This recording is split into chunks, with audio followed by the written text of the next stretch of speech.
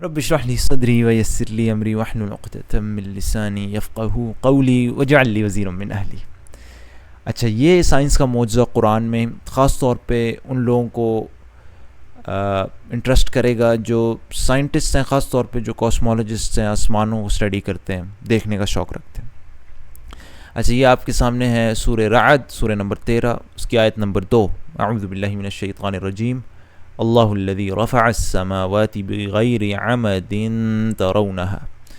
इसका तर्जुमा कुछ ये है कि वो अल्लाह ही है जिसने आसमानों को ऐसे सहारों के बग़ैर कायम किया जो तुमको नज़र आते हों। अच्छा देखें, सुबहान अल्लाह, सिर्फ इस जुमले में गौर करें, गौर व फ़िक्र के आप ये देखें कितनी अहमियत है।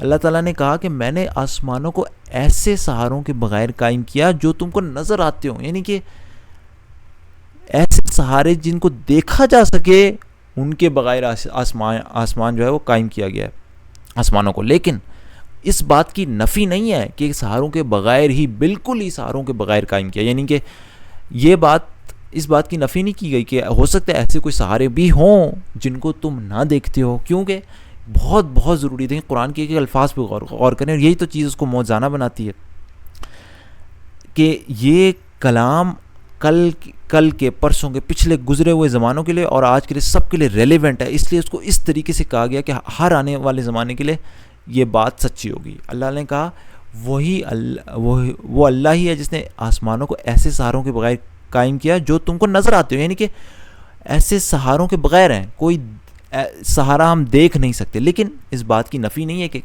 और कोई सहारे मौजूद हो सकते हैं जिनको जो हमें नज़र ना आते हों। और आज सुबहान अल्लाह, आज हमें गैर मरी, यानी कि ऐसे सहारे जो नहीं देख सकते, वो आज हमें साइंस के ज़रिए हमें बहुत सारी चीज़ें डिस्कवर हुई हैं।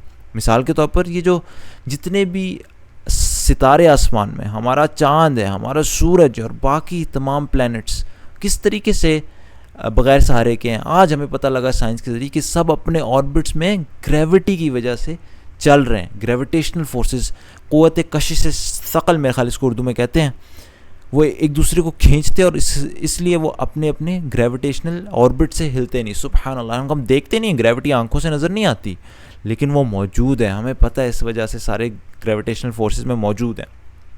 और इसी तरीके से ज़मीन के अंदर भी हवा जो ऊपर उठती है और मुख्तलिफ़ डेंसिटीज़ की वजह से, जो ऊपर हमारे मुख्तलिफ़ फोर्सेस की वजह से जो बादल ऊपर हैं हमारे, वो हमारे ऊपर गिरते नहीं। इसी तरीके से बाकी जो फोर्सेस अपना अपना रोल प्ले कर रहे हैं, जो भी रोल प्ले कर रहे हैं, gravitational forces, strong nuclear force, weak nuclear forces, सारे बाकी इलेक्ट्रोमैग्नेटिक फोर्सेस जो अपना रोल प्ले कर रहे हैं। लेकिन ख़ास तौर पे यहाँ पर जो ग्रेविटेशनल फोर्सेस है वो हमें दिखाई नहीं देते, लेकिन वो मौजूद हैं। सुबहान अल्लाह, आप देखें कुरान नंबर 1, इतने 1400 साल पुरानी किताब, लेकिन आज भी उसके अल्फाज इस तरीके से कहे गए हैं जो कि बिल्कुल, यानी कि साइंटिफिकली एक्यूरेट। उस ज़माने में किसको पता था कि यहाँ पे हमें बाद में जाके इतने सदियों बाद ग्रेविटी का फोर्स मिलेगा और ये सारी चीज़ें डिस्कवर होंगी। लेकिन आप देखें, इतने सालों पहले भी कुरान ने ये नहीं कहा कि हमने कुरान को, आसमानों को बग़ैर सहारों के बना दिया है। तुम देख रहे हो, वो उस ज़माने के लोगों के लिए तो बात बिल्कुल सही होती, देखो कोई नज़र नहीं आ रहा, लेकिन कुरान इतना एक्यूरेट था, उसे पता था आगे जाके लोगों ने इस तरीके से चीज़ें डिस्कवर करनी, इसलिए उसने कहा ऐसे सहारों के बगैर कायम किया जो तुमको नज़र आते हो, हमें नज़र नहीं आते लेकिन मौजूद है। सुभान अल्लाह, कुरान देखें कितना एक्यूरेट है जाके अपनी बात में। और आप देखें, ये सारे ज़मानों के लिए ठीक है, पिछले ज़माने के लोगों के लिए इसलिए ठीक है कि उनको ठीक है नज़र नहीं आता था, बात कुरान की सच्ची थी, उनको ऐसे सहारे नज़र ही नहीं आते थे। अब ख्वाह वो ये समझे कि है ही नहीं कोई सहारा या है, उससे कोई फ़र्क नहीं पड़ता, क्योंकि कुरान की बात सच्ची है। और आज के ज़माने के लिए भी सही बात सच्ची है। आज भी कोई अनपढ़ शख्स जो नहीं जानता, वो देखेगा आसमान को, कहेगा हाँ कोई सहारा नज़र नहीं आ रहा, लेकिन जो पढ़ा लिखा, जो साइंटिस्ट, जो कॉस्मोलॉजिस्ट, अपनी फील्ड का, इस फील्ड के से जो ताल्लुक़ रखता है, उसको पता है कि कौन कौन से फोर्सेज हैं, ग्रेविटी के फोर्सेज किस तरीके से प्लैनेट्स को, सितारों को, चाँद को, सूरज को अपने अपने जो दायरे में रखते हैं, किस तरीके से वो चलते हैं ग्रेविटी के ज़रिए। तो सुभान अल्लाह, अपने ज़माने के लिए कुरान सही था, हर ज़माने के लिए। इसलिए कुरान के अल्फाज जिस तरीके से कुरान ने, यही तो इसको मौज़ाना बनाता है।